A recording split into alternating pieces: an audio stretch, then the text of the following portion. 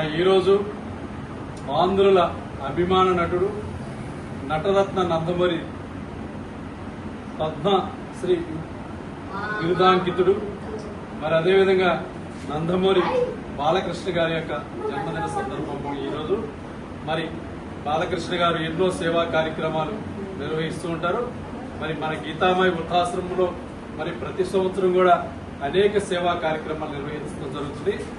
బాలకృష్ణ గారు తను సంపాదించినటువంటి సంపాదనలో తన యొక్క తల్లి పేరున బసవతారకం క్యాన్సర్ అనే హాస్పిటల్ కూడా స్థాపించి అనేక సేవా కార్యక్రమాలు నిర్వహిస్తూ ఉంటారు. అంతేకాకుండా చెప్పకుండా బాలకృష్ణ గారు అనేక గుప్త దానాలు చేసినటువంటి మహానుభావులమా.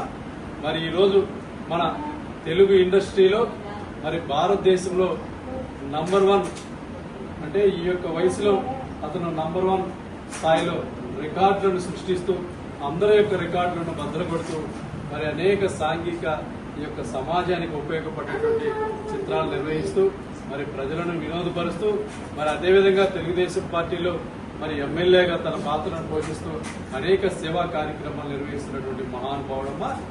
బాలకృష్ణలో అనేక కోణాలుంటాయి. ఎందుకంటే అతను ఏ పాత్ర వేసినా ఆ పాత్రలో అతను అంకిత భావంతో పనిచేస్తున్నటువంటి వ్యక్తి.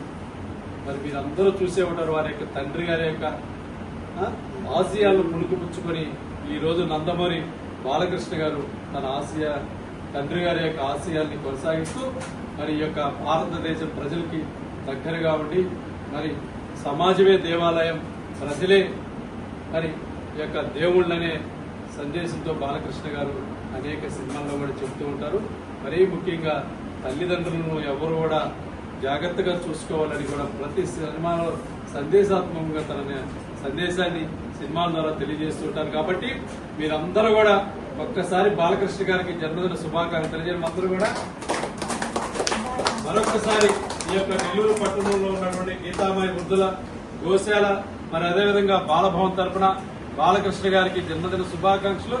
బాలకృష్ణ గారు ఎన్నో చిత్రాలు నటించాలని అదేవిధంగా శ్రీ కలియుగ వెంకటేశ్వర స్వామి యొక్క ఆశీస్సులు, లక్ష్మీ నరసింహస్వామి యొక్క ఆశీస్సులు బాలకృష్ణ గారికి వారి కుటుంబ సభ్యులందరూ కూడా ఉండాలని మనం అందరం కూడా భగవంతుని ప్రార్థించాలని కోరుకుంటూ ఈ రోజు మరొకసారి నటసింహం నందమూరి బాలకృష్ణ గారికి గీతామయ వృద్ధుల బాలభవన్ యాజమాన్యం తరఫున జన్మదిన శుభాకాంక్షలు తెలియజేస్తున్నాను.